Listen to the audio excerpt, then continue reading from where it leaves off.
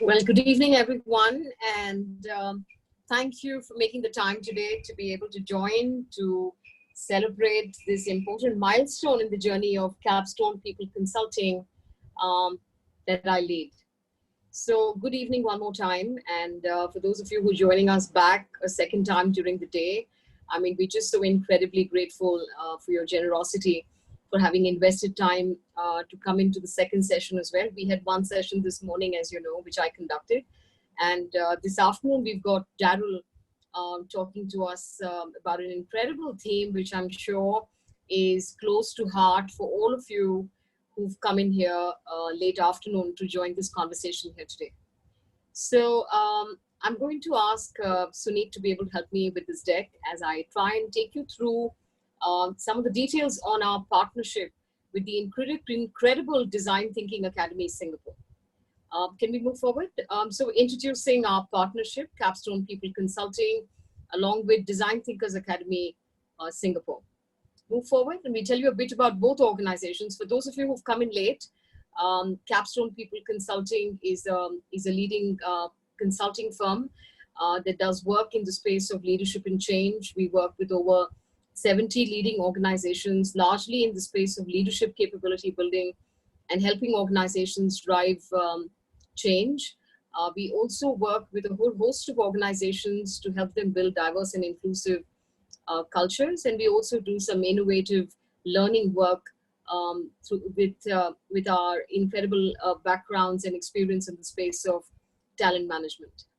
I'm going to move forward because a lot of you who are in the audience already know of us. So I'm going to talk more about the Design Thinkers Academy. This is an incredible organization, exists across 28 geographies, is one of the world's leading design-driven innovation agencies, facilitating organizations around the world and making the transitions from being a strictly product-oriented and sales-driven organizations towards being more service-oriented and human-centered. The Design Thinkers Academy is a global education and consulting agency. Like I said, across 28 geographies, it trains, develops, and facilitates creative and multidisciplinary teams and communities to be able to help them drive positive change. So this is an incredible partnership. I also believe this is incredibly well-timed, given that most organizations are now moving forth into their recovery and resurgence phase, where they would benefit significantly from the presence of Design Thinkers Academies experts available in India for organizations in India. Move forward, please. So what does this partnership really mean? Through this collaboration, we want to be able to bring the expertise, like I said, of Design Thinkers Academy Singapore to India. We also want to give organizations in Singapore access to the thought leadership expertise and leadership capability building that comes from the Capstone stable. This partnership is poised to help organizations that are looking to reinvent, rethink, and relaunch their organizations, both strategically and tactically, and to be able to gear their organizations to thrive in the new economy. We invite you all to be able to experience this incredible synergy of our mutual work that focuses on people and organizational transformation through discoveries. And you're going to be able to experience some of this in Daryl's conversation here today. Move forward. This is a list of the kind of work and the offerings that we really have, only for the purpose of being able to respond to the question on, so what does Design Thinkers Academy do? What does the Capstone organization do? So there's some of the value propositions, and we believe we can bring this to organizations, to governments, to social sectors, and to individuals. So this is an incredibly large space, and we believe that we would like to work on real problems with organizations. We're not restricted or boxed in into these offerings, but this is just to kind of give you an indication of the kind of work both organizations do, the space in which both organizations do work. But we're very excited about the proposition of partnering with the expertise of the Design Thinkers Academy, which can help us bring credible, insightful learning in the space of design thinking to our clients and to other organizations that are potential clients. We're also very excited about being able to bring design thinking to organizations that we're working with at this time of recovery to be able to help us sustain the change agendas that we're driving and literally take them to the next phase. We want to be able to equip the business teams with tools that are much needed in these times. And while we work with organizations and their leadership teams, which is indeed the tipping point group to be able to drive change, we want to be able to make sure that all levels throughout the organizations are equipped with the tools of design thinking, which are much needed in the road ahead. Move forward. So that's my profile. And for those of you who I have not had the opportunity to meet before, and I do know there are a large number of people who are joining us today from different parts of the world, who are also part of the Design Thinkers Academy, and a couple of other people who are coming in, clients of Design Thinkers Academy Singapore, and so on. So very warm welcome to all of you from all of us here in India. And I think this is great. This is a great platform for us to bring in our mutual expertise from both countries and to make it available at an incredibly important time, not only to the business world, but to the government and to the communities. So quickly about myself, I have about 3 decades of corporate experience. I've worked with very many large organizations like Shell and British Petroleum, British Gas, with the SR Group. I am an active member of Harvard's Learning and Innovation Lab. I lead the Emerging Markets Summit in the UK every year on the back of the World Economic Forum. I lead 2 very successful forums, one called the Learning and OD Roundtable that has about 25,000 plus learning HR OD professionals as members. And I also am the founder of the Women Leadership Forum of Asia that has over 12,000 both men and women practitioners as members. I write for the Times Ascent regularly, and I'm also the author of the book called Switch, How 12 Indian Companies Manage Change Successfully. Let's move forward. We've got Daryl's profile here, and Daryl's the speaker for today. Daryl is responsible for the advocacy of design thinking, training, and consulting services for Asia as part of, as managing partner and founder of Design Thinkers Academy Singapore. He brings in 15 years of design experience, and he's designed and co-created business and people management strategies, working around employee career journeys and so on. His solutions include skill maps and evidence-based goal management, personalized skill profiles, training and assessment systems, and courseware. He also helps individuals to design and build their own personal branding. His advocacy of design thinking extends across organizations in Singapore, Malaysia, Hong Kong, Bangladesh, Uganda, Myanmar, and Azerbaijan, with multinational companies like Daimler, S3, Coca-Cola Company, Myanmar Breweries, Hewlett-Packard, Great Eastern Life, and so on. He represents the Design Thinkers Academy in their strategizing and implementing design thinking initiatives across Asia. So it's really a pleasure to have Daryl with us here today. Let's move forward. And I think with that, we're delighted that our brands come together with this very milestone day, which we've tried to bring all of you together and present, knowledge sessions that are relevant, especially as you navigate your own challenges within your own jobs or within your own businesses. So I think with that, the topic on hand today, which can we bring Daryl on the screen, Suneet? And I think the topic that we have on hand today, Daryl, welcome. We're also very delighted that we have a couple of other of your colleagues here. I think we've got Rosemary join in as well. So welcome, Rosemary. We're really delighted to be able to have you here.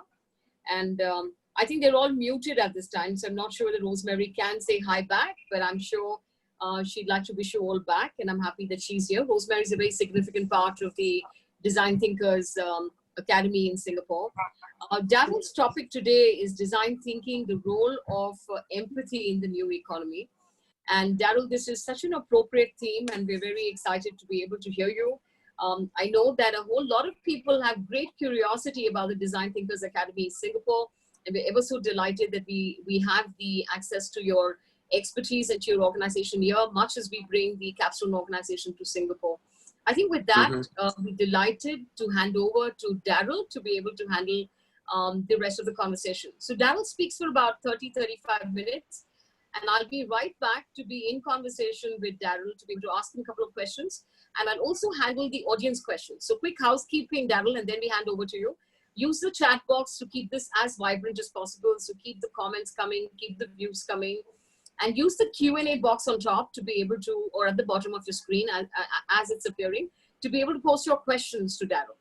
And we do have some audience polls as well. So get ready for that. We want you to be involved. We want you to be sharing, and we want you to be asking as many questions as you'd like to. And with that, over to you, Daryl. Thank you very much, Dr. Sujaya. Everyone can hear me good? I hope so. Well, thank you very much for the extensive introduction of myself and Design Thinkers Academy. Well, one of the things that I want to start off with is to really thank Dr. Sujaya for initiating this collaboration together with Capstone Consulting. I think this is a very significant day for us, where we are now able to also work together to create new value propositions for not just in Singapore, but also in India. So this is where Dr. Sujaya has kindly volunteered herself to work together on creating new value propositions for our countries in Asia.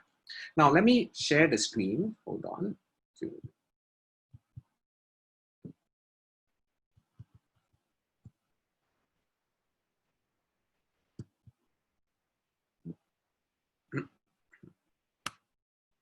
Okay.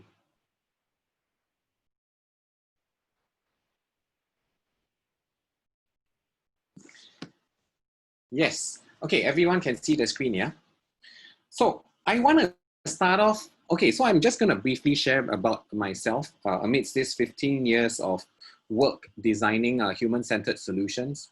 One of the important aspects of what I do is that when I deal with solutions, one of the important things for me to do is to get involved in it, to understand the solution. And so I initially intended to have definitions of what is empathy, what is design thinking, but I thought otherwise. I thought, why not let's all get into it?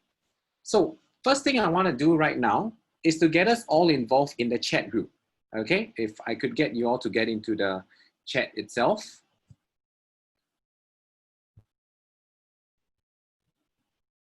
Okay, how do I get to the chat? Here we are. Now, I would like you to ask you this question. With what has happened this year, right within the chat, with one word, please, one word for each month. I'm going to do this on a month-to-month basis. I would like you to use one word to describe your emotion in that particular month. Are you ready? Let's go. So let's start off first with January.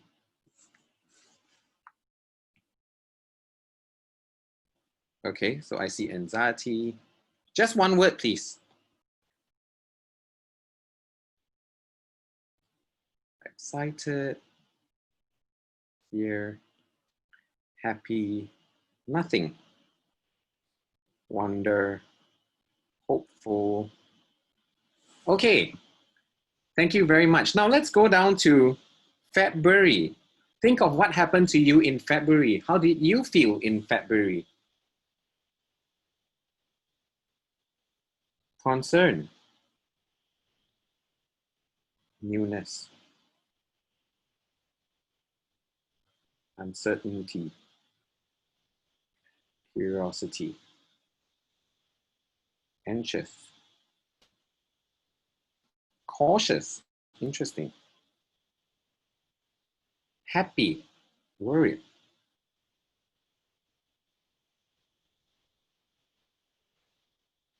Thank you very much. Now let's go over to March. How did you feel in March? Learning, afraid, tense, confused, boredom, that's nice, strange, careful, concern, seems to appear quite a few times, uncertain,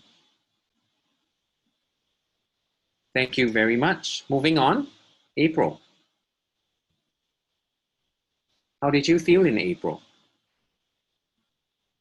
Grimy. Clarity. Worried. Uncertain. Stuck. Positive. Settled. Engaged. Irritated. Familiar. Self-learning. Okay, thank you very much. Now let's go on to May. How did you feel in May? When will this end? Nice. Or are you asking about my question? Uncertain. Out of control. Curious. Stressed. Charged up. Optimistic. Introspective. Clueless. Nice. Calm. And finally, let's go to this month. We are only, what, a few days past June? Today's the 10th. So how are you feeling today? Excited. Thank you, Raj. Relaxed. Survived. Engaged. Frustrated. Dying. Wow. Control. Uncertain. Hoping for the best. Well, I'm gonna ask you a question right now. Do you think that the climate since COVID-19 has been positive or negative? Now I'm going to put up a little poll. Please join us in this poll. Sunif, could you put up the poll, please? Do you personally think yourself that the climate since COVID-19 started has been positive or negative for you?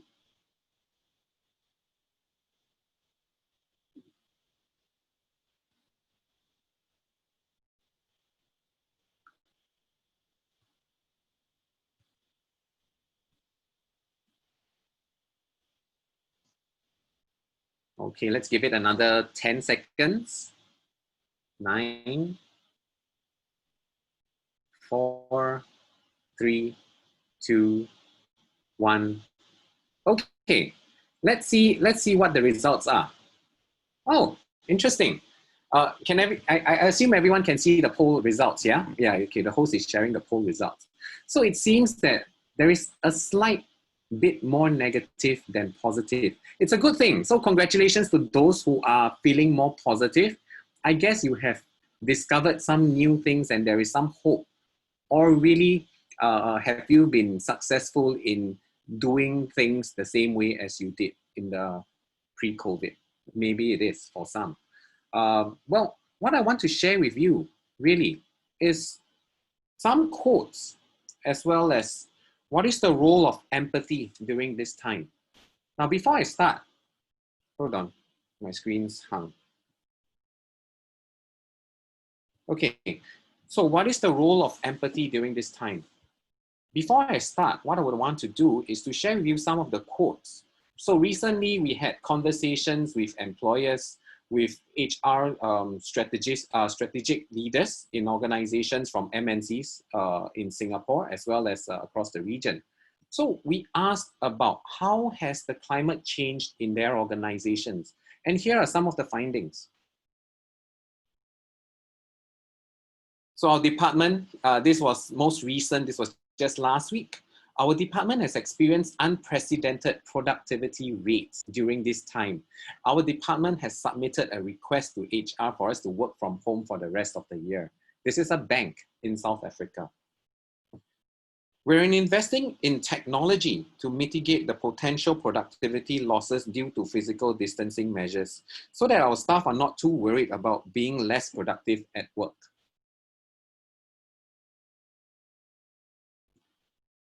repurposing the services offered by the company, focusing on critical touch points, and that makes the difference for the customer.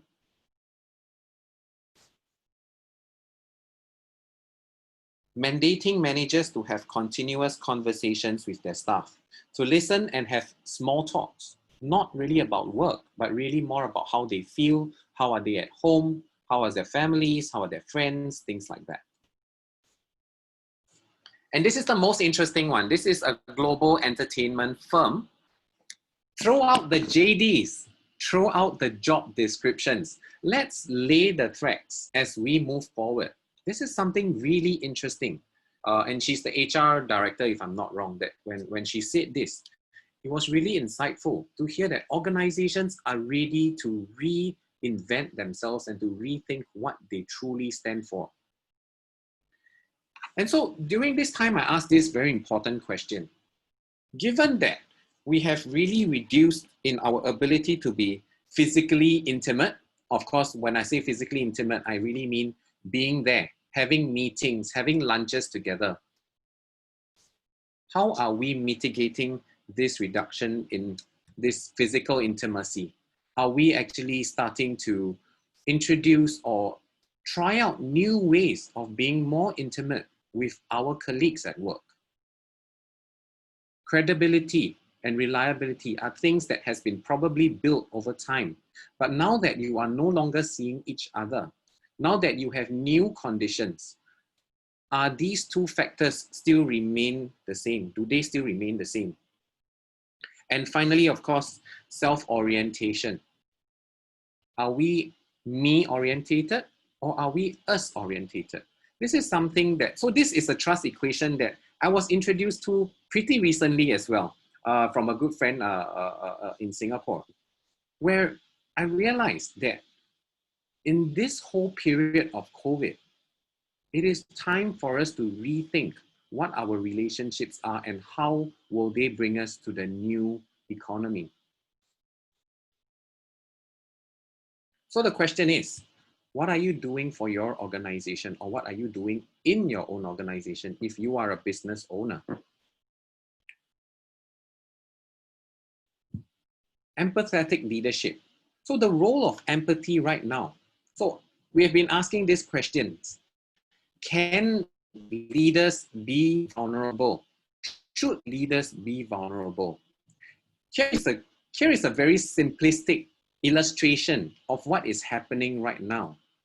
So starting off, of course, learning about others. And this would also replicate how we had felt during this past 6 months. You would have noticed that in that last 6 months in here, you would have probably gone through the same confusion, uncertainty. And it started to get a bit clearer. Some of you would have probably found some clarity. Do you notice a similar pattern? So back into that screen itself. So empathetic leadership is very important during this time if you want to pivot, if you want to discover how are you going to bring your organization, whether it's your organization, whether it's your team, or whether even it's your family. How are you going to pivot yourself? Learning about others would be, of course, the best starting point. Discovering insights and value propositions. And of course, the next part is really about discovering your own vulnerabilities. Now, no one is a hero. No one is going to be an expert in every single aspect. So it's important for you to understand that we can't be perfect in everything that we do. Therefore, we need to discover our vulnerabilities as a leader of an organization, as the head of the family, so on.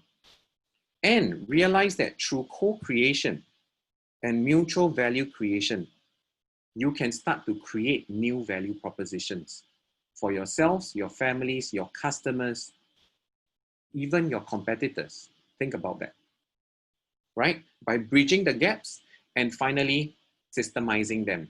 And you would have successfully pivoted. This is exactly what design thinking is about. So this is the double diamond. which basically talks to you about your mindset during this whole situation where you are trying to discover what is going to be the solution to your problem. And this has also been the way we do things here in Singapore through Design Thinkers Academy. We always start off, a lot of organizations, so I've been told, a lot of organizations, when they face problems in their workplace, the bosses will go back to the office on, like, say, Monday morning and say, guys, come on, let's come together and discuss. There is this big problem happening in that department. Let's spend 1 hour, really one good solid hour, and discuss about what has gone wrong and how are we going to deal with it. My question is, does that really solve the problem? My second question, when was the last time you did a brainstorm? How many times did you do that? And how many times were the ideas breakthrough? Or were they simply ideas that you probably have never done before, but you have heard of it before? So really, this time of COVID, no one is an expert. It is important for us to realize that no one is an expert in this new situation. Physical distancing wasn't something that was so critical when SARS came about, right? The severe acute respiratory syndrome, right? Back in, I don't know, 10 years ago, somewhere there. Yeah, that wasn't so important then. But now, physical distancing is going to, this is just one aspect that is going to cause a lot of changes in the workplace, in our culture, for example. Imagine going to office and calling for a meeting is going to be a taboo when you get to the workplace, right? People are going to ask, why isn't my boss concerned about the possible spread? How am I going to feel and how am I going to be productive in that meeting room? How are we now going to deal with it? So it's important to adopt. I wouldn't say it's important. I would say design thinking offers us an opportunity to really understand. So the double diamond model gives us the idea of how we can go about discovering, which is through the first diamond here. Sorry.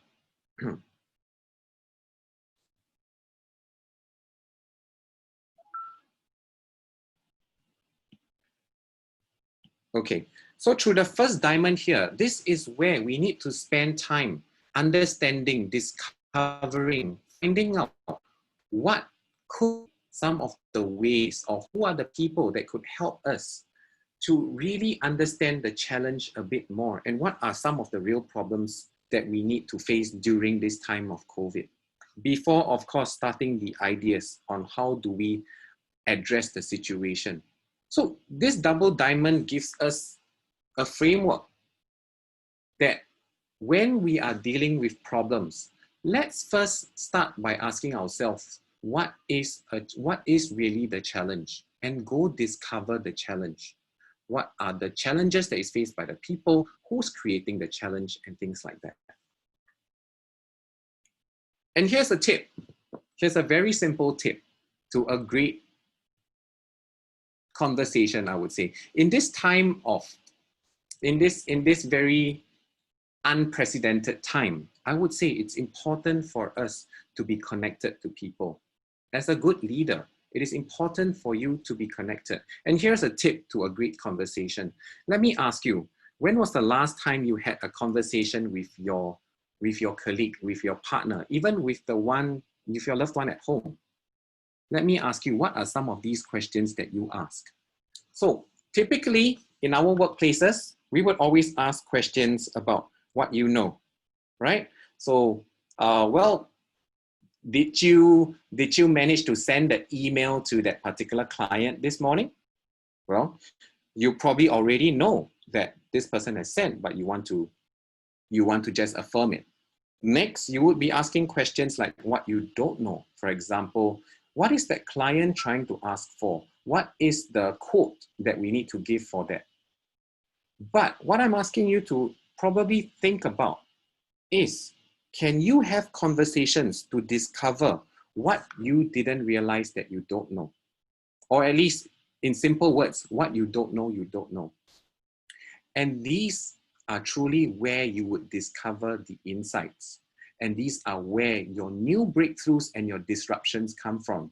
It's when you have these little conversations of, let's have coffee. Aha, I didn't know you like this brand of sugar, for example. Yeah. And that's where you start to discover new things that you can do for this other person. Maybe as a birthday present, I could give my colleague this particular brand of sugar, for example. I'm just saying. Yeah. And I think this is probably going to be the start of the journey for you as that empathetic leader by first having to understand and having good conversations. That's my bit of sharing on this whole role of empathy. But what I would like to do now is to bring Dr. Sujaya back on screen. And I would like to open this up.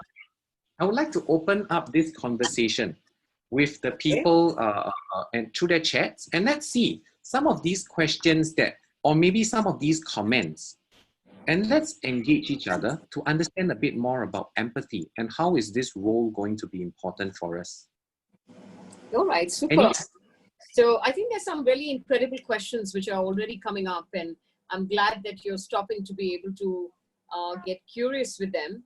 So there's some lovely comments as well, and I'm going to call out some of them. So we have Sandhya Durai saying here, I think leaders need to be transparent and real with their people.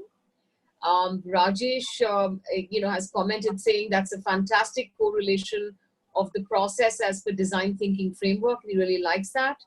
And then we have, LS as well here making a couple of comments. But let's take the question that Dr. T.V. Rao asked you in the question box, and we've got one question so far, and he's asking a very significant question. He's saying, how is design thinking different from OD?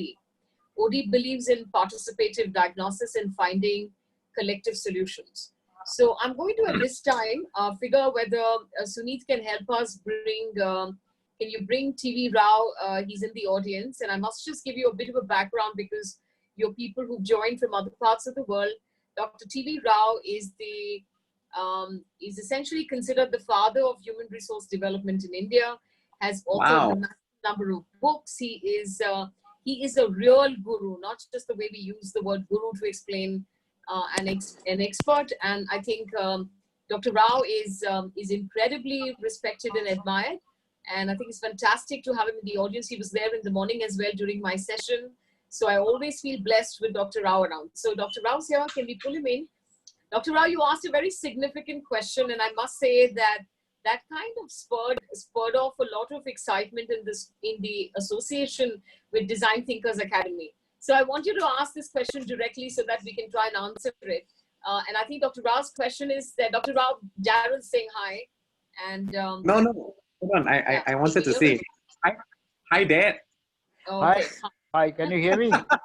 Yes, he's the father. Yes. Father. Yeah. Yeah. Well, first of all, let me congratulate both of you for this wonderful collaboration. I think this can do a lot of good, at least certainly to Indian corporations. Yes. Thank you. Yes. I have asked this question because, frankly, I have been listening here and there to some talks, but I really don't know much about design thinking. And whenever I hear this question comes to my mind, precisely some of the steps that they talk of in design thinking is what is followed in organization development. Unfreezing, then diagnosing, then later on collectively participating in solving the problem, diagnosing the problem, coming up with alternatives, and thinking holistically and so on. I mean, there are so many schools of thought, but by and large, when we look at OD, I kept thinking. So that is why the question to you, what exactly are the differences between the organization development, expanded organization development, and design thinking? So any insight will help a good number of us. So I think before Daryl, do you want to go first, or I had a response for him because I meant to say to Dr. Rao that, how incredibly, I mean, I must say that, I'm delighted to call myself out as a disciple and as a follower of Dr. T.V. Rao. And I think that the incredible way in which he's influenced all of us is that this was precisely the core-relationship I saw just straight away when I got to know and read about design thinking. And now I know more about it by my interactions with the Design Thinkers Academy, the incredible work that they do. And so, Daryl, Dr. Rao is referring to the 6 steps of design thinking, which is empathize, define, ideate, prototype, test, and deliver.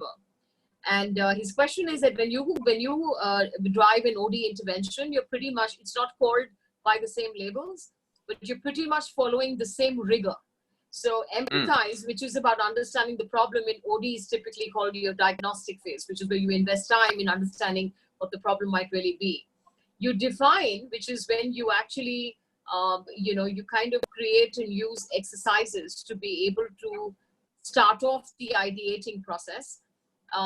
For us, a lot of that define is to define what may be therefore the problem, and therefore what can we do as an intervention to start actually designing the intervention to be able to finally drive it and deliver it for the organization. Your ideation phase is a very integral part of OD, which is you actually bring in sometimes your large scale interactive processes, or even as you get groups of people in, you get them, the people who are closest to the problem, to start generating possible solutions.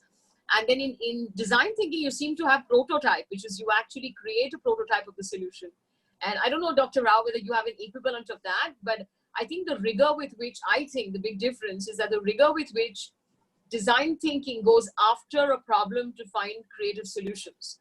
And as they go through the empathize phase, they might find that there's more than one problem or more than one pain point.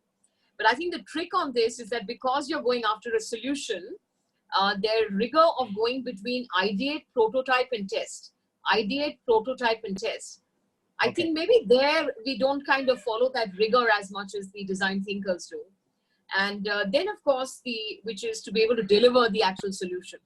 So I think that their focus and some of the rigor that they're putting through on the prototyping process and actually testing it, I don't know whether as OD professionals, especially who come in from outside, maybe the ones inside the organization have a greater chance to be able to do this prototyping and testing process. I think we're a little less ambitious when it comes to it. It's easier to do it with a product or a process. Little more worried when it comes to people, perhaps. And I think that rigor is significantly missing in OD, which is the rigor that they're willing to be able to go after. I also think that the minuteness of the idea, I mean, I think in the beauty of design thinking is that no small problem is too small a problem to not pursue. And no small idea is not an idea worth pursuing in terms of as a solution. And I'll give you an example of that. So for example, we saw people hoarding here right at the back of the, when they called out the lockdown, and everyone went crazy hoarding. It was very easy to go to shops finding absolutely nothing there. I think what's incredible is that in the UK, for example, at all the points, and I know that they're dealing with a different population size, and our problems can be far more complex, and the rest of that. But I have to say that at all the point where you could actually pick up something to put into your trolley, they had messages saying, "Do not hoard this. This is getting refilled again. So do not hoard this." And they were able to kind of put this up at the point where people feel tempted to hoard. And they actually had those up there, and they'd come up with that because the governance uses design thinking. Another great example is that, we all publicize, and of course we came later in the curve. So, we've been able to pick some of these best practices from other countries, but all of us know about the 20 seconds of washing our hands, right? And these steps were actually created by working with the public. And this is in the UK, places like Singapore, to be able to figure what kind of communication works best, where people will be able to remember and recall what are the steps of being able to really wash clean. And so, they really came up with the fact that the ability to recall any number of steps which are greater than 6 will not allow you to remember. So they kind of kept it concise to 6 so that you remember what are the steps of actually washing and cleaning your hands. So I think it's an incredible amount of detail. And it's actually going after what will stick, what works best, using technology to try and understand that. and to come really close to what will be most impactful a solution for the problem. And I think that rigor is incredible. I'm not sure we have, similar kind of rigor, if I may add. But, you can comment on this because, I kind of sort of stepped up in terms of being able to respond to this because it got me so excited. This was exactly my discovery when I went closer to understanding design thinking. And I said, hey, guys, y'all are calling this design thinking. We've been doing this as OD for many years, but perhaps not with as much rigor on the ideating and prototyping part. So I don't know if Dr. Rao wants to respond to that. No, I mean, there is nothing for me to respond. Whatever you have said is very educative. I missed 2 of the programs that you had conducted on design thinking. So you can see the reason why I have asked this question. What I understand from you is that design thinking is a lot more rigorous, highly solution oriented, does not take small issues as simple small issue. There is nothing like small, and prototyping and finding a solution and taking it, I assume, now this is what I am thinking, to the logical conclusion. Coming up with a solution is an important part, and rigor is what I gather from your. So, I mean, I won't be able to compare OD with design thinking. I certainly can see what you have stressed in design thinking. So that's very nice. Daryl, is there anything you want to add? Loads. It's very educated. Thanks, Surya. I wanted to add a lot. Well, I do have some differences. I would probably say, especially in design thinking, and the focus, frankly speaking, the prototyping and the testing and the ideating is probably one of the easiest phases and the fastest, in fact, for us. Reason being, we strongly believe. I mean, one of the key mindsets of design thinking is, of course, the growth mindset, and of course, that other part where learning by doing, right? So this concept of fail fast, fail hard, but pick up, do it again. That concept itself is really about learning and doing it again. But I would say the key difference in design thinking is not really solution oriented. The key difference in design thinking is that whole challenge and that value oriented. Is there value in what we are trying to create? You see, this whole concept of value creation is very important in design thinking, where we spend a whole lot of time. Okay, so I'm going to ask this question before I explain that. How much time do we spend in this diagnosis of the problem? Let's say based on the percentage, right? In OD, how much time does one spend in diagnosing the problem? A percentage of time, 100%, how many percent would that be? So, I'm going to answer for myself, but, we let Dr. Rao answer first because he's the guru, please. But I'm going to tell you what I do. But Dr. Rao, what do you think? What percentage of the phase do we invest in diagnosis? I would say 20 to 30%. Yeah, and I think and I want to add saying I think we do almost up to 60 to 70%. And it's because we believe that if we invest on this side, we'll be able to have, we would have found the solution and we will hit bullseye on this side.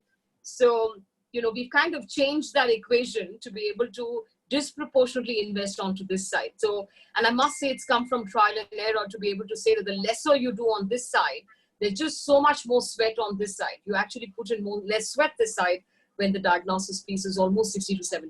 So I must say that's been our discovery at Capstone. Oh, that's exactly. And I absolutely agree with Dr. Sujaya. And that's exactly what we are trying to say. Now, in design thinking, we spend a lot more time trying to discover, is that really the challenge? Is that really the pain point? Is that really the point that the person values, the particular stakeholder values? And that is a constant application of empathy by asking little questions. Dr. Sujaya, what do you like about dinner yesterday? Was it the experience of that meal, the person who served you? Was it the presentation on the plates? Was it something else? Was it the car park that you came from? Must have been the car park. You had your favorite lot, for example. So these are little questions that helps us to define what really is the challenge. Then we can start to get into that.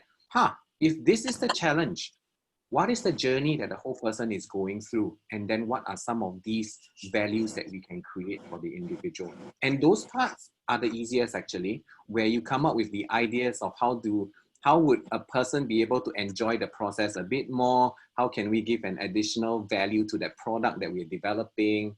How would that extra button on the mobile phone be something that is very fun, for example, right? These are really very simple parts, but the starting part, and that's where the role of empathy comes in, because usually design thinking, lots of people like to use design thinking to deal with wicked problems. What does it mean by wicked?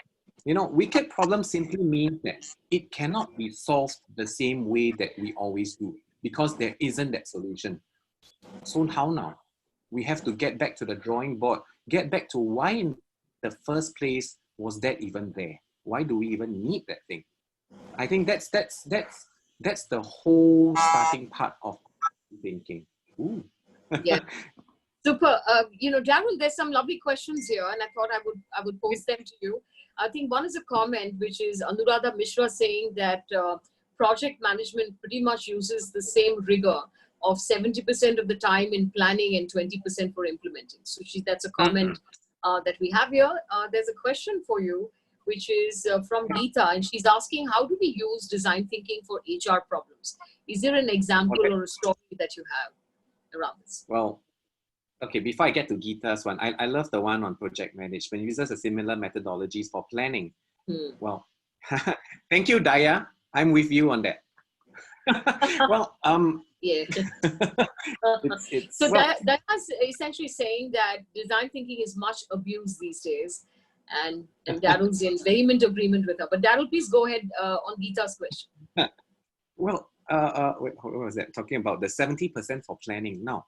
70% for planning. So that's the part where the question is this: what are you planning for, and are you addressing the real value that is missing? Are you really bringing out the value of what needs to come out, or are you simply planning and complicating the processes?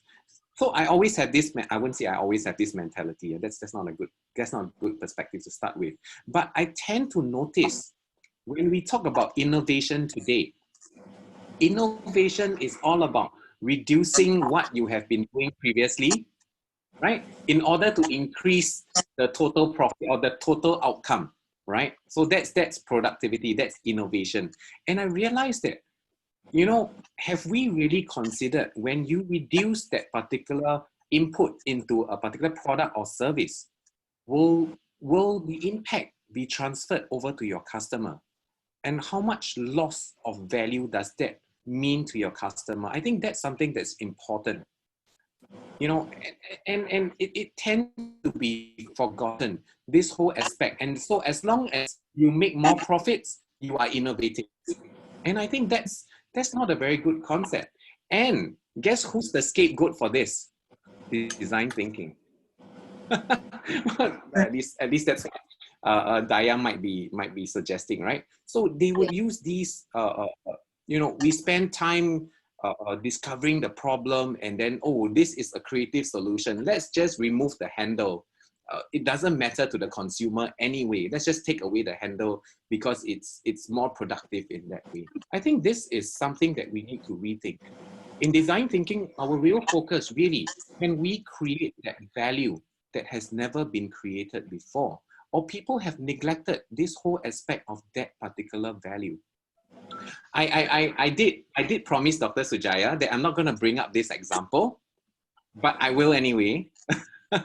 So I'm going to just bring up a very simple example of our moms cooking from home. I use this example the whole time because our moms who cook at home actually use design thinking to help you to discover, to help her to discover what she wants to cook for that particular Friday night dinner.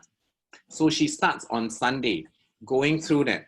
Hey, hey Rose, what are you going to do this week? Do you have any major meetings? What's happening this week? What are you having? Are you going to travel? Do you have lots of work? All these little questions are trying to help her define where are the pain points of the week. In the next 5 days, perhaps Thursday is going to be a major pitch and it's going to be the most stressful day. Maybe on Thursday night, I will have the dinner instead of Friday. What dishes would she like? You know, she'll be asking questions like, What did you have on Sunday? Have you been having that food at that restaurant?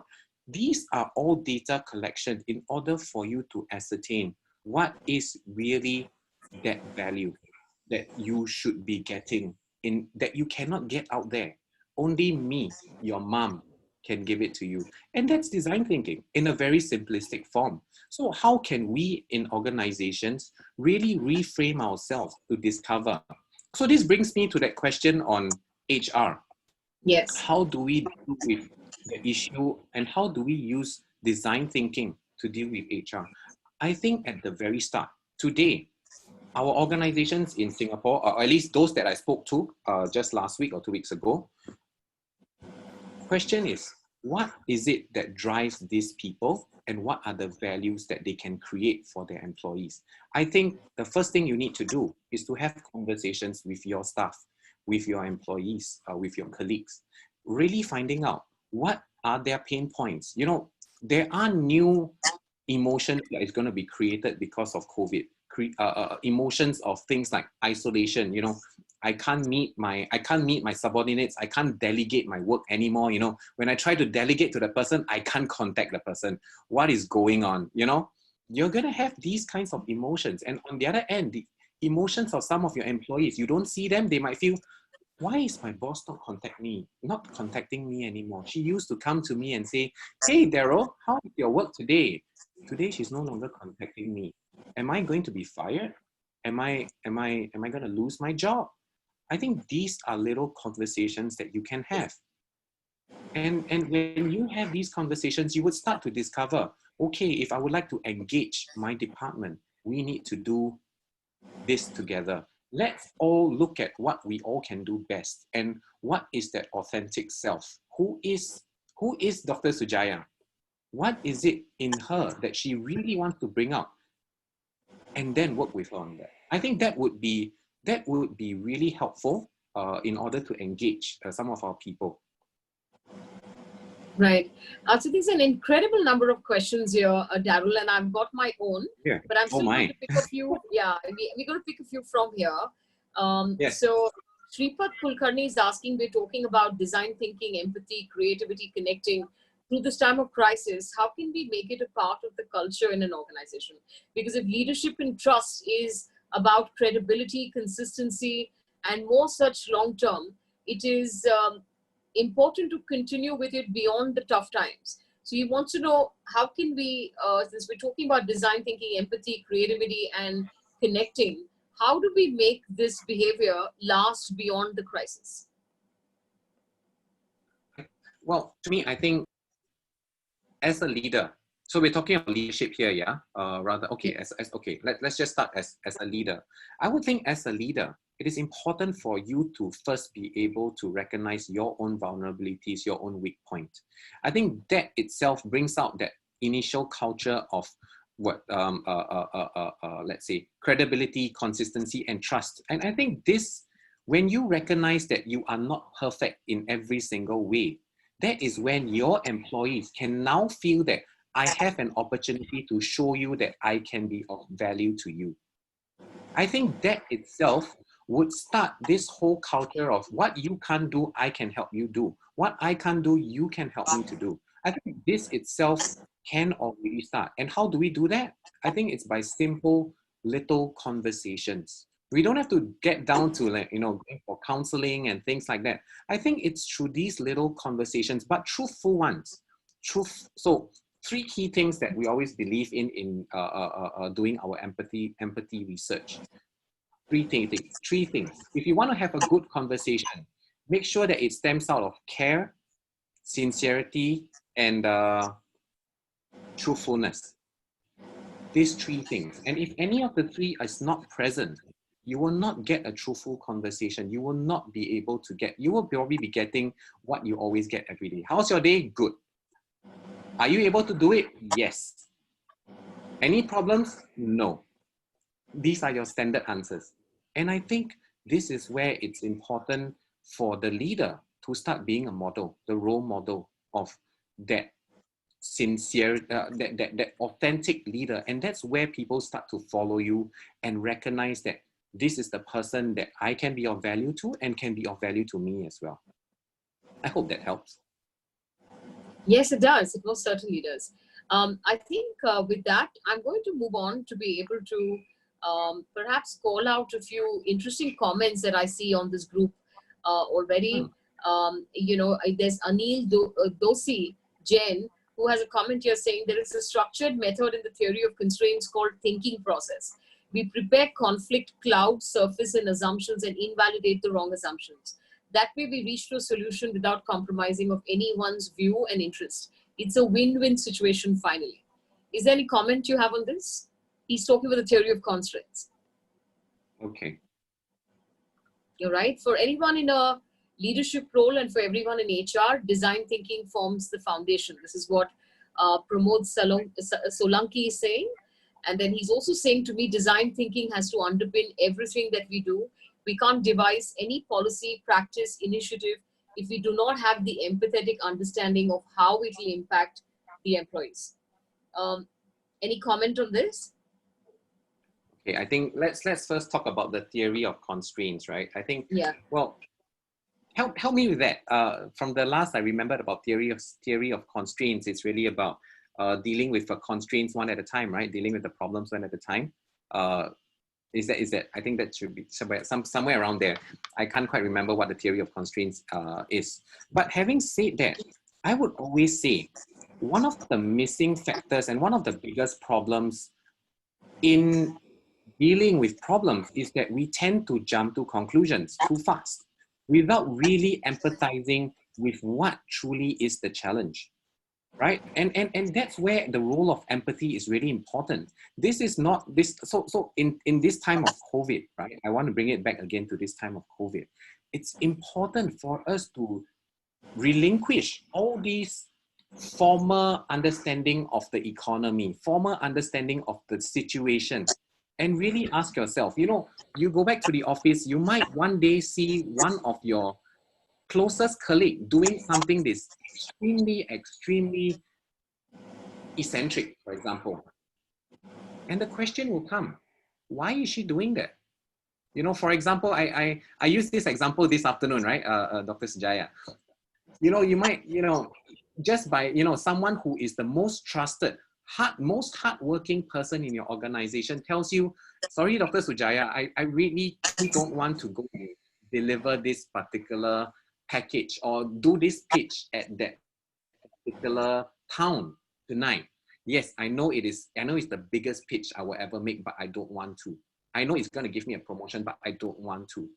Question is why, right? So this is a time where you need to really relinquish all the traditional thoughts behind, no, this person is no longer interested in the promotion. This person is probably being offered another job in another company, so this doesn't matter to her, or maybe he or she is particularly distracted, for example. How about trying to just find out what's happened? How come you don't want to go and do this pitch? I thought you really love this pitch. I think this is where you might discover that actually during this time, I am very worried for my family. And I kind of realized that there is a little pockets of COVID that's spreading around in that zone and little clusters going on there. So I really don't know whether I should go, but by going there, I put my family at risk. And I am the sole breadwinner of my company. So I don't, of my family. I'm not sure whether I should go. That's why I thought I better not take the risk. And I think that's a whole new different perspective and a whole different way that you need to deal with that situation today. Okay. We've got a couple of other interesting questions. I'm just going to take one more and then I'm going to go back to the ones I was interested in asking you. So we've got yes. We've got a question here which says, why restrict design thinking only to HR, people, policies, and practices? What about leadership? How can it benefit from design thinking principles? I think we mentioned a bit about leadership, right? Design thinking principles, where I think that conversations and that whole empathetic leadership is now, I mean, it's the time right now for us to discover this whole concept of the empathetic leadership, the leader that truly leads through the heart rather than through traditional, through the head or through systems, right? Today, when we talk about making decisions, we make them because we have made them before. Yes. But I say in this new economy, what kind of decisions are you going to make? Yeah. Great. There's Ravi Sharma asking a question here, and he's saying, I'm just left wondering, what is the risk of casting a wide net with the definition of design thinking? What would be some sharp, focused solutions that one would pitch for with design thinking? Where is that? Sorry. Can you repeat that again? Sorry. Question. Yeah, it's a wide question. He says, I'm left wondering, what is the risk of casting a wide net with the definition of design thinking? What would be some sharp, focused solutions that one would pitch for with design thinking? What he's asking is, he's a consultant himself. What he's asking is that, what are some of the sharp, focused solutions you can tell the client can come out of using design thinking? Can we cast a wide net using the definition of design thinking? And if we do that and we encourage the client to walk that path, what are some of the sharp, focused solutions that one could pitch for by using design thinking? Well, frankly speaking, I faced this risk today. Just this morning, actually, when I had a discussion with a client on using design thinking to discover the ways that we can approach the market. Well, one of the biggest risks is that design thinking could turn out to be very inefficient for you. I won't say for you, but for typical stakeholders that has been very familiar because it is doing the same thing in the same way. But now we're telling you, sorry, we can't do the same things in the same way anymore. We have to rethink, we have to rediscover, we have to relook, we have to really ask ourselves, what is the challenge? And guess what? That frustration will all come in your face. It will just, and I think that's one of the biggest problems. But I would say, trust in the process. So in design thinking, one of the things that we always say, you may not be creating a new product, but you would have created many new possibilities with values tied to it, to the stakeholders. And that would be the promise. People are always looking for an end solution with their end goal in mind, with their already predefined understanding of that product. But in design thinking, we're telling you that you may not end with that one product. You may end up with a whole set of opportunities instead. But today, I think the frame that businesses are in, people don't pay for these opportunities. People only want to pay for that product. And I think that's something that perhaps organizations and leaders need to rethink. Should we be paying for products or should we be paying for opportunities that has got a lot more value? Okay. All right, great. So I think here I'm going to pause and take an audience poll, if that's okay, Daryl. And then on the back of that, I'll ask you a question. Right? So Sunit, are you ready with my first audience poll? So audience, please take note of my question. And my audience poll question for everyone is, can we have it up? Do you believe linear thinking that excludes the concept of the ever-changing customer? And especially because we're talking about empathy, who is the customer itself is a concept that undergoes changes. And I'm saying that, do you believe that linear thinking that excludes the concept of the ever-changing customer can be in the way of empathy for problem solving?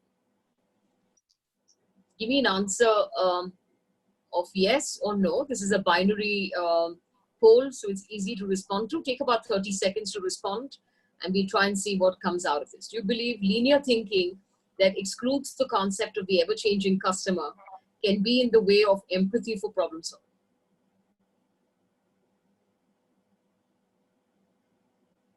All right. Sunit, do you want to give us the response? So you have a significantly large yes here. And I think on the back of that, because I don't want to lose our theme and our topic of conversation here today. So I'm going to turn over this question to you, Daryl. Yes. Daryl, in the, on the back of that audience poll question, your talk highlighted the opportunity of arriving at discontinuous solutions through empathy. What mindsets do you believe are in the way of empathy? Well, I think as with OD, right, the very most first mindset we're talking about is the resistance to change. and we are we are all natural. It's natural in us to want to be able to stick to what we do best, right? I think that gives us the path of least resistance.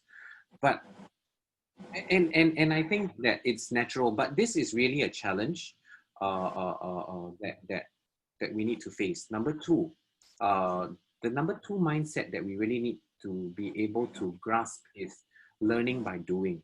A lot of times we fear failure.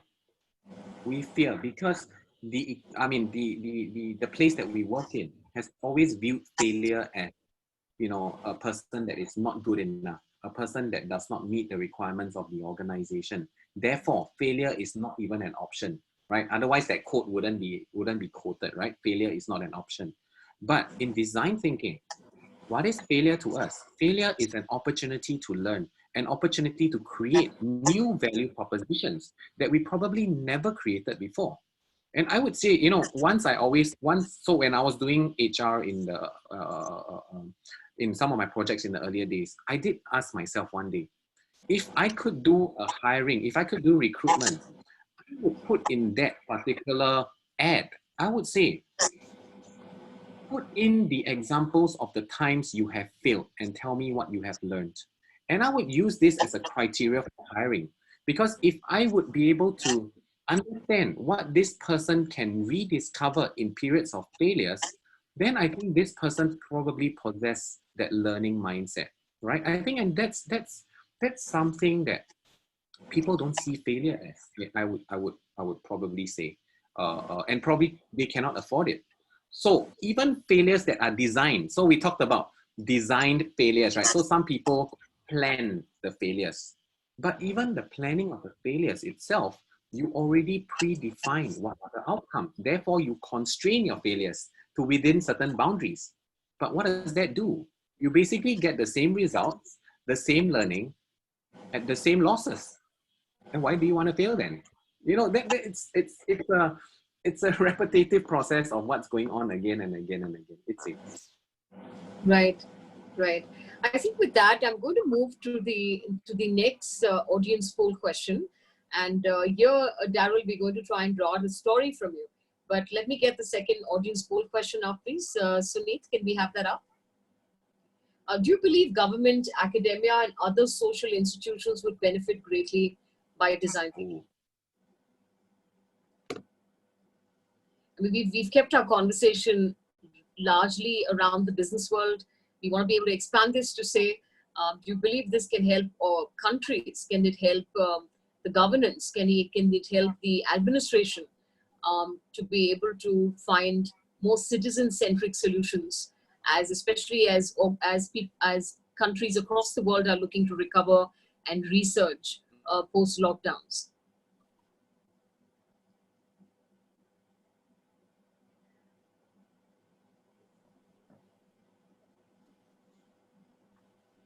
All right, lovely. So let's get the response, and we've got like 100% yes. Yeah, this is clearly a no-brainer, and clearly I asked this to open up the dialogue around the power of design thinking outside the business world. So tell us a bit about this, Daryl. Is there a story, anecdote? You must be full of that, because I know you all do work as much outside the business world. So tell us a bit about how design thinking is being used by the government, by academia, in a significant way to be able to solve problems creatively, involving the citizens in incredible ways. I would probably use this example in particular to the current situation in Singapore with COVID-19. I think when this whole COVID-19 started, everyone was in scrambles. I would say governments, institutions, business organizations, schools, everything was in a mess. So we didn't know how to deal with it. Could we just simply say, okay, lockdown, everyone stays at home? No, it doesn't work that way. So how then? So I think in Singapore, I strongly feel that the government has taken a very progressive approach and a very, human-centered approach in that sense, because in the messages that, typical, I wouldn't say typical governments, but I would say typically, whenever a respected institution like a body of authority gives information. It is usually factual information based on certain statistics and based on certain facts and stuff, right? But when we dealt with COVID, the messagings that were coming out were very much more emotional in that sense. So I think I would also like to just cite, and I always cite this because that was the most impressive moment for me when our Prime Minister made this particular statement. We know that you need to be social. We know that you need to be close to people. And I think that very point itself recognizes that we are also emotional people. We are not just robots to say, okay, we will deal with the matter, you stay at home. You don't have to do anything.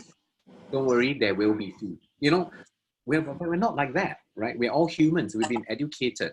We have all the power to do what we need to do. And so by dealing with that emotional aspect, I think that really brought us to an alignment. Yes, they care. And so maybe I should care too.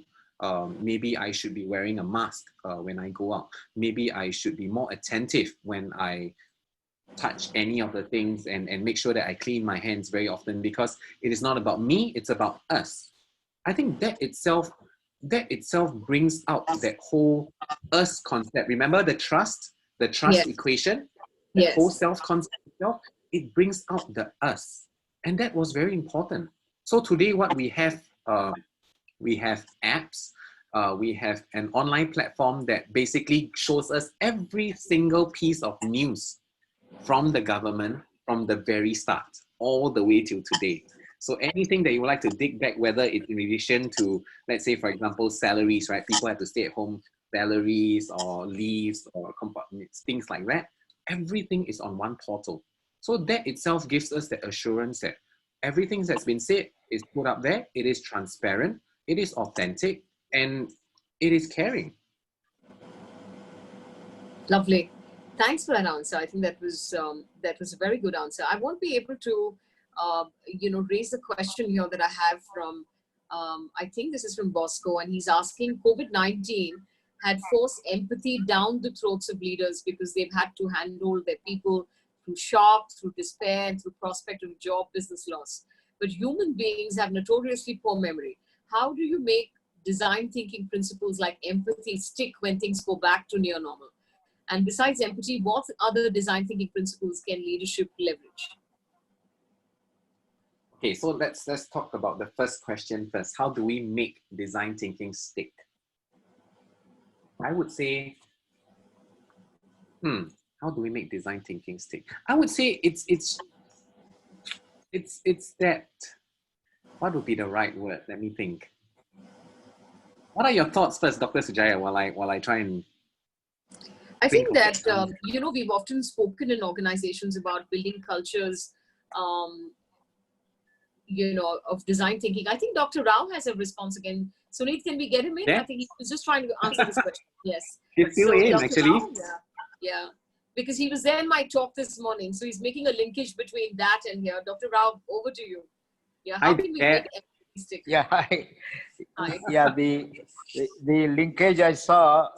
I think morning, Sujaya, you explained beautifully the 6 types of intelligence. Yes. And also talked about the 10 transformations that are required on leaders. Yes. Largely, a leader who is participative and compassionate and a whole lot of other things which you talked about this morning, unless a leader is transformed to be the leader of the kind you depicted, my hypothesis is that they are likely to use design thinking more politically and not genuinely. Because of what you are saying, and that is where empathy plays a very important role. Because the leaders who don't get transformed, that means they are more autocratic, more centralized, more rigid, and have the morning you talked about the mindset. They are the ones who probably will not be able to have the so-called empathy. That means they are not genuine problem solvers. I think, I hate to say this, but this is what has happened in some of the cities in India. The way the bureaucracy has dealt with and mismanaged the COVID-19 situation, only in some of the cities. I think Yeah. what we are experiencing is exactly inability to use this kind of a process and so on. So I see a very good link between what you said this morning and Yes. design thinking as a process. That is what I wanted Right. to say. Thank you. Thank you. So I just jog everyone's memory. If at all you were there this morning, if you were not, we'll pick 2 or 3 threads from there to simply say that we actually spoke about leaders who have a growth mindset, which have the ability to know that you can make the effort to learn something new, that you can be wrong and you can admit to mistakes, that you don't have to be, omnipotent, omniscient, that you, are open to feedback. You're open to trying things and then pivoting again if required, if it's not working the way in which you want to.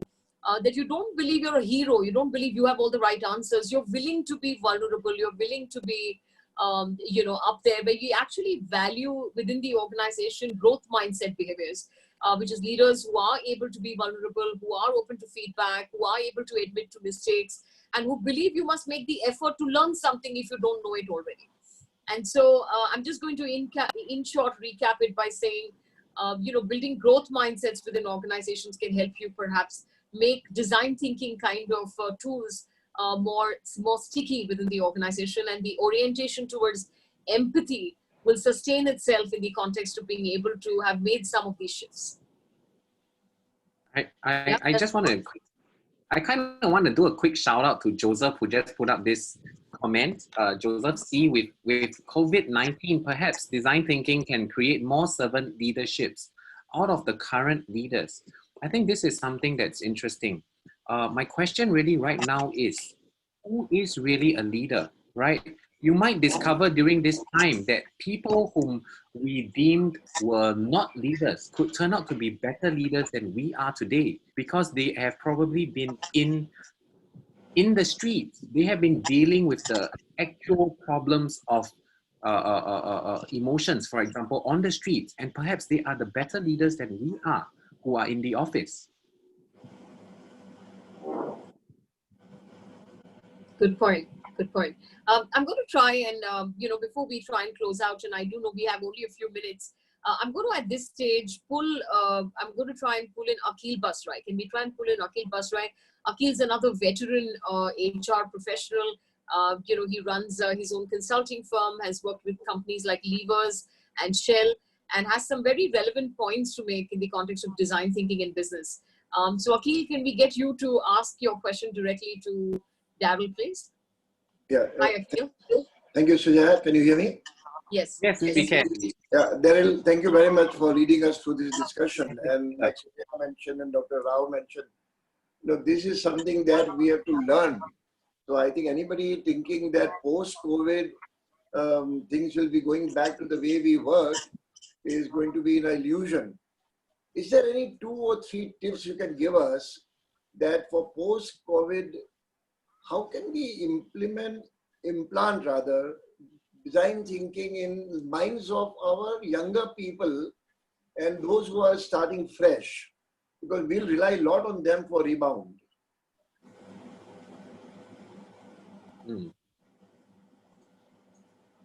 Sorry, was that so the question is, how can we instill design thinking in our children? Not children, younger managers and leaders who are coming up, so they don't fall into the trap of the seniors who did what Sujaya rightly mentioned about linear thinking. I like the that you put up for the poll, that linear thinking is what has been actually banned for a lot of us. Well, I think that's going to be something that is really very difficult, at least on my perspective. When I look at it, I face that on a daily struggle, right?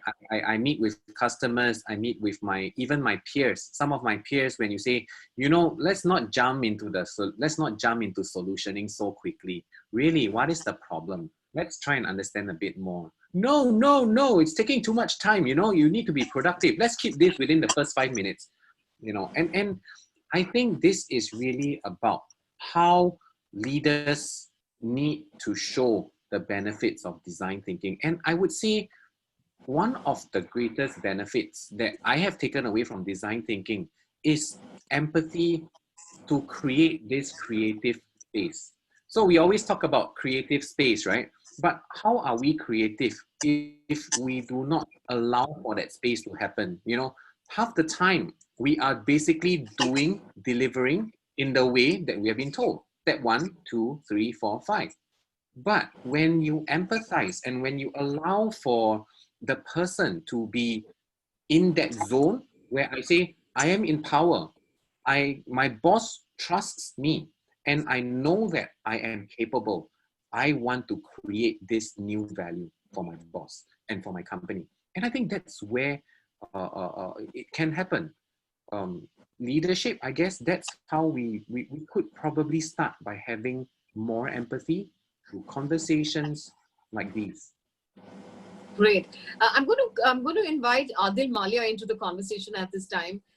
You know, and Adil's again another you know, very a very veteran, learned speaker, and the rest of that. Very experienced, you know, HR professional. Has worked with companies like Coke, which is your client, and a whole lot of other large organizations. And Adil runs the firm, which is his own consulting company. And I know he has a question for you. So we're going to try and pull Adil into the conversation. Sunita, are you able to do that? Hi, Adil. Hi, Adil. Hi, Adil. Very good, very good. So delighted to see you on this one. I know you tried joining us in the morning and you were not able to, but very happy to see you on board here. You know, Adil and I worked for several years together and we know each other for over 30 years. So I must say here that, you know, Adil's presence is very important. Adil, can you know, I'm going to hand it over so that you can ask your question to Daryl. Sure. So my question is a question which says that for a minute, let us presume that the world goes back to the state we were in. And let's, well, everyone has been talking about this whole thing that, oh, it's going to be a different world. And of course, it's going to be a different world. My question is, even if the world was going back to the same old world that we were living in, say, around 70 days ago, question is, it has raised a lot of alternatives and opportunities for us to right off now extrapolate and imagine as to how things could be better. Now, just because we were to be given an opportunity to go back to the old state, how is it that through design thinking, we will be able to change and create an impetus around looking at the world from a different window as we should now ideally see based on these alternatives? Nice question. Did you get that, Daryl, or you need me to articulate for you? Not really. If you can help me, please, Dr. Sujaya. Yes. So, you know, actually, Adil's a very articulate and erudite individual. We don't have a great line there, which is the reason why I'm trying to paraphrase for Adil. Adil just said that, you know, while we have the chance to, let's say we have a situation where we can go back to the world that we belonged to a couple of years ago, and we have an opportunity to go right back there. How can design thinking create an impetus for now still molding, using this gap, this pause as an opportunity to be able to redesign a better world on the other side? That was his question. So I'm trying to understand the question. So you're asking if we were to go back in time, is it? How can we use design thinking to restart this whole thing, is it? No, he's saying the other thing. He's trying to say that if we had a chance to go back to the same world that we left behind a few months ago, if you could get back to that same world, yeah, maybe, and that's clearly not the option. But he's saying, even if you did, how can we convince that world that design thinking can help us create or shape a better world?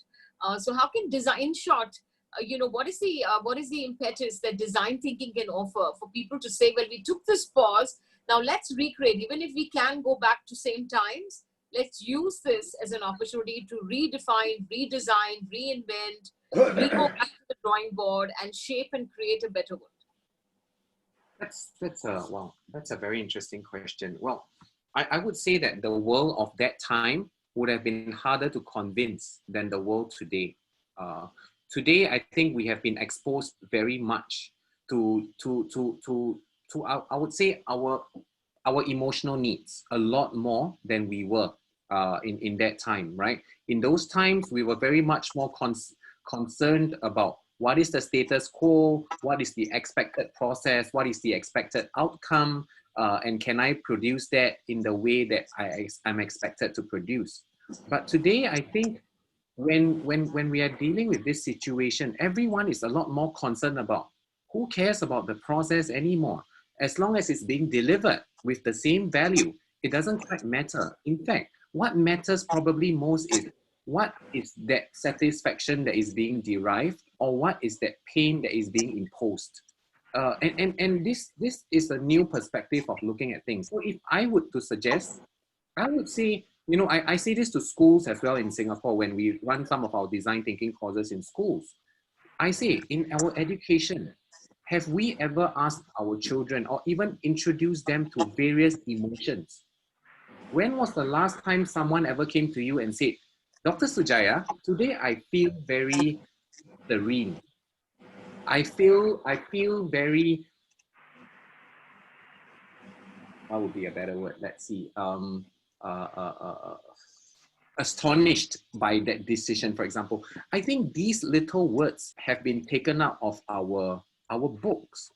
And therefore, this suddenly has not been a possible aspect to look at when we create value propositions. You know, how do we create that sense of fulfillment? How do we create that sense of astonishment? How do we create that sense of serenity?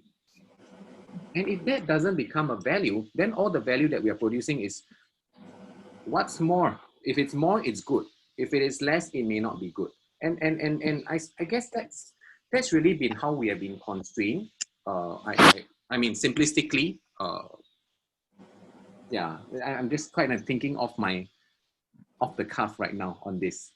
Yeah, but that's really a good question, Adil. For me to also think about how can we bring this back and how can we really introduce this. Thank you very much for that question, though. Right. So if there's any last comments, I'm just going to try and make that, and then we'll try and close out this this session. You know, we have Joseph here saying at the core, when we start to realize we are mortals, the shift towards from self-centered to being other-centered will come out. Good thoughts there, I must say. You know, lots of thank yous there to say that we've actually connected up some of the dots really well through this session. I'm going to call out Dr. Rao's comment here saying, I like to link this morning talk by Sujaya on leadership to the session on design thinking. Unless leaders have the 6 types of intelligence and move on the 10 transformations she mentioned, they're not likely to use design thinking genuinely or sincerely. And then, of course, we've got a nice final comment here from Anil Dosi, who's saying design thinking is very much applicable everywhere in all methodologies. Like brainstorming for finding solution to a problem is also a kind of design thinking. So it's really all around us, and we must learn how to use this impactfully. And I have TV Rao here who's saying that I've learned today the main difference between OD and design thinking is focus and rigor. Design thinking is more focused and in-depth problem-solving process with human-centric approach and depth of investigation. Hence, empathy is critical in its success. So thank you. Some very incredible comments there. I'm going to, with that, thank you everyone for having come in, spent this 90 minutes with us. Such incredible, these are all personalities from within the industry. We've also got very, very many others who we didn't have a chance to pull in. Thank you, Rani, for being so active, Bosco, Bhavna Mishra, a whole lot of other people who've been on board, Rajeshwar Upadhyay, all of you, thank you for being here. Just to let you know that we will create a community of design thinkers. You know, we want to be able to take this movement forward. So watch out for more webinars, watch out for more conversations, watch out for more research studies, participate in those research studies, and watch out for more white papers and articles from our end, more blogs. So keep following this. We will ask you on the back of this, you know, whether you'd like to continue being part of this community of Capstone and Design Thinking and Design Thinkers Academy. And let's keep this conversation going. Like Daryl says, let's try and drive this in the region and, you know, make Asia, you know, as a whole, a region of great design thinkers. So Daryl, I'll let you have the last comment and then we'll say goodbye, and thank you everyone for being so incredible and coming in here, and especially those of you who've come in a second time on the same day. Thank you for the encouragement and thank you for your blessings on this new journey and this new milestone for us. So Daryl, last comment. Thank you very much, Dr. Sujaya. Thank you very much to my esteemed celebrities here that has really brought me new insights. I've been schooled again, I would say, by all of you. And thank you really very much for your questions. It always brings me into a new understanding of the situation. This itself is, again, that sense of vulnerability. It's okay to be vulnerable. right? Yes. But it's more important for you to be authentic. So I think Yeah. that's